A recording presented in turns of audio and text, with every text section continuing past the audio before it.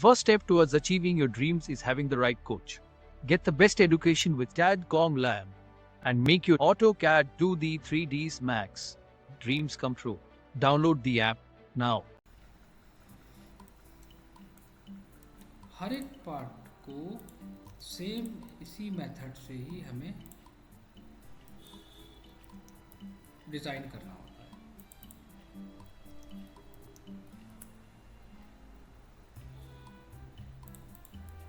Same method के साथ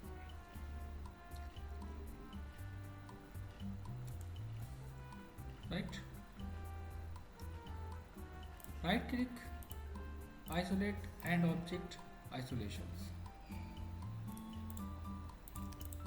आपके पास मॉडल्स पहले से होने चाहिए। एक बात का ध्यान रखना, जैसे कि आप जो भी चीज़ें डिज़ाइन कर रहे हो, आप पहले से उनको डिज़ाइन करके रख लो अपने पास। जो सबसे ज़्यादा टाइम टेकिंग पार्ट होता है वो यही होता है। एक साथ एलिवेशन के साथ मत लेके चलो, एक रेफरेंस इमेज ऐड कराओ, उस रेफरेंस इमेज के साथ उस ऑब्जेक्ट को डिज़ाइन करो, उस पर्टिकुलर एरिया को लेके, देन उसको वहाँ पर यूज़ करो। मैंने पहले से डिज़ाइन कर लिया है, ठीक है। साइज़ मैं स्केल कर लूँगा, कोई डिफ़िकल्ट टास्क नहीं है इसमें। रेफरेंस इमेज लेना, जो आपका साइज़ है उस साइज़ के बेसिस पे इसको डिज़ाइन करना, बार मेहनत करना पड़ेगी। मटेरियल फिनिश आपको देना है, आप टैग निकालो वहाँ पर, क्या है ये ऑब्जेक्ट, उसके बारे में मेंशन करो।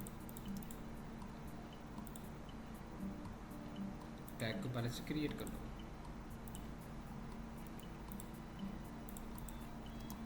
इसमें सबसे ज़्यादा जो टाइम हमारा किलिंग होता है ना, वो किस में होता है पता है? छोटी छोटी डिटेल्स को ऐड कराने में। इसीलिए फर्स्ट डे से मैं कह रहा था सभी से कि आप लोग अपनी टैगिंग को क्रिएट करके पहले से रख लो।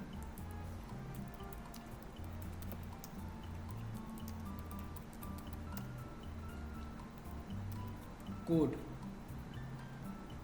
उसका ऐड करो।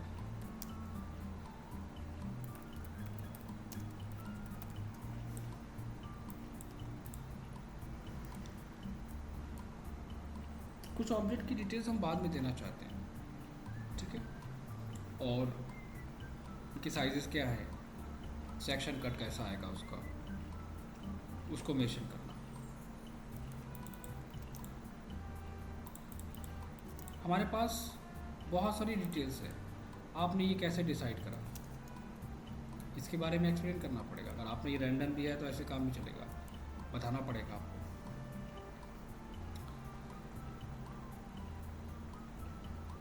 कोशिश करो कि इंटीरियर को डेकोरेट करो, जो बहुत इंपॉर्टेंट पॉइंट है। अब सिंबल्स वगैरह आपके पास होने चाहिए, राइट। पहले से आप चीज़ों को, वही चीज़ हम यहाँ पे भी लेके चलेंगे।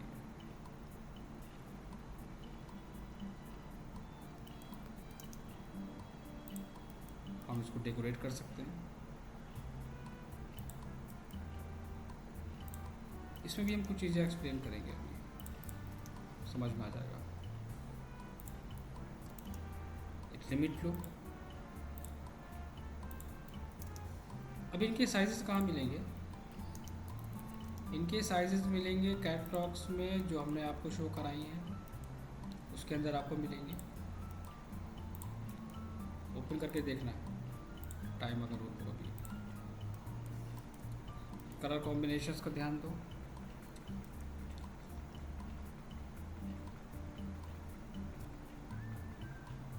वॉल को पेंट अगर आपको शो करना है तो आप वहाँ पर कलर इफेक्ट यूज़ कर सकते हैं। एक बात और, यहाँ पर कैट के अंदर यहाँ पर जो इंडेक्स कलर दिए होते हैं, इनकी कोई भी स्पेसिफिक वैल्यू नहीं होती है, तो ये हमारे कोई काम के नहीं होते। ट्रू कलर बुक पे जब आप आओगे तो यहाँ पर देखो हमारे पास एक कैटलॉग है, कुछ कैटलॉग्स हमारे पास यहाँ पड़ी हुई है। उनको इंपोर्ट करा के हम काम कर सकते हैं। कलर विच कोटेड, ठीक है, ये उसके नेम है, दिस वन। मतलब कि हम कैट के अंदर भी अलग अलग कैटलॉग्स को इंपोर्ट कर सकते हैं। यहाँ पर मिलेगा आपको कोड के साथ।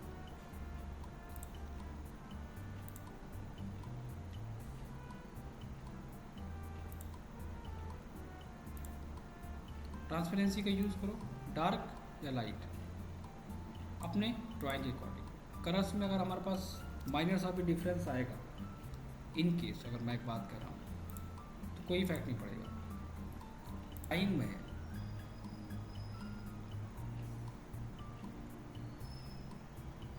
ये इसलिए कह रहा हूँ क्योंकि 90% बड़े से बड़े आर्किटेक्ट के मुंह से मैं यही वर्ड सुनता चला रहा हूँ।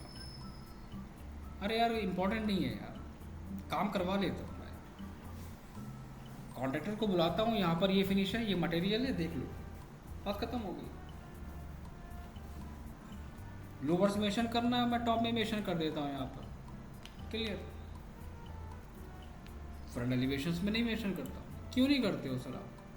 इम्पोर्टेंट नहीं है, ज़रूरत नहीं है। क्या वो एक्सेप्ट करेगा इस चीज़ को? नहीं करेगा, जैसा भी आपने क्वेश्चन करा। अब एक बात ये बताओ कि जब अब जो चीज़ हम प्लान में शो करा रहे हैं, एक बहुत बेसिक सा कॉन्सेप्ट है, आर्किटेक्चर स्टूडेंट्स भी ये बात जानते हैं। जब आप उसका एलिवेशंस प्लान बना रहे हो तो क्या आप उसका एलिवेशंस क्रिएट नहीं करोगे? आप हमें उसका जवाब दो। वहाँ पर आप शो नहीं कराओगे डिटेल्स को। तो ये जो डिटेल्स हम यहाँ पर छोटी छोटी इंक्लूड कर रहे हैं, यहाँ पर हम क्यों कर रहे हैं? ना करें उसको भी छोड़ देते हैं। यहाँ पर क्यों हम ग्रूविंग दिखा रहे हैं, क्यों वॉल फिनिश दिखा रहे हैं? नेमिंग करके छोड़ देते हैं वहाँ पर। क्या ये गलत है? नहीं, उसके लिए गलत है। कोई भी पर्सन, बहुत फैक्ट बताओ, ये लेआउट बनाएगा, यहाँ पर वो बेसिक लेआउट क्रिएट करेगा और उसका एक डेकोरेटिव एलिवेशंस क्रिएट कर देगा। बहुत सारे लोग डेकोरेटिव एलिवेशंस ना देके उसको थोड़ा सा अच्छा दे देते हैं। अब यहाँ पर हमने क्या दिया है? लूवर्स दिए हैं लेवल के साथ। क्या ये गलत है? भाई मैं जब कह रहा हूँ कि कोई भी फिनिश आइटम है तो आप विदाउट डायमेंशन, विदाउट कैटलॉग्स नहीं दे सकते। पहले जिस समय चल रहा था चला आ रहा हूँ।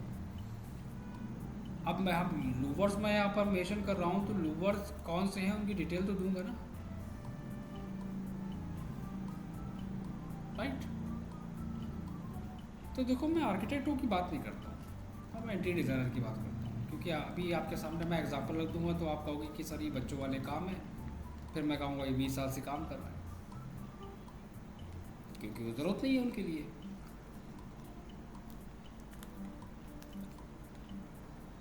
मैं क्या समझा रहा हूँ आपको? आप में और बिगनर में क्या डिफरेंस होगा? आप मुझे बताओ। क्या आप ये ड्राइंग्स बनाओगे और आप सोचोगे कि हम लोगों से कहेंगे कि हम 10 साल से काम कर रहे हैं? कोई यकीन मानेगा आपकी बात को? कहेगा ये तो हाई स्कूल पास एक बच्चा ड्राइंग बना लेगा। फिर आपकी ड्राइंग्स में और डिटेल ड्राइंग्स में दोनों में डिफरेंस होना चाहिए ना, कुछ तो क्वालिटी होनी चाहिए ना, ताकि पता चले। वही एक डिफरेंस है कि चीज़ें जितनी सिस्टमेटिक वे में होंगी, जितनी डिटेल्ड होंगी, उतना बेस्ट है। दूसरा पॉइंट, आर्किटेक्ट इंटीरियर की सिर्फ प्लान और एलिवेशंस क्रिएट करता है। कभी आप उससे क्वेश्चन करो, सर आपने फर्नीचर लेआउट बनाया है क्या? वो प्लान नहीं क्रिएट करेगा, सिर्फ फर्नीचर लेआउट बनाएगा, क्योंकि फर्नीचर लेआउट से काम चल जाएगा। क्या उससे पूछो फ्लोरिंग लेआउट दिया उसने? नहीं, क्योंकि वो प्लानिंग के अंदर ही उसको मेंशन कर देगा, ज़रूरत नहीं है उसको बनाने की। सोचता कहाँ टाइम वेस्ट हो यार, फटाफट ड्राइंग बनाओ, साइट पे भेजें और काम स्टार्ट कराएं। रीज़न क्या है कि वो जहाँ बैठा हुआ है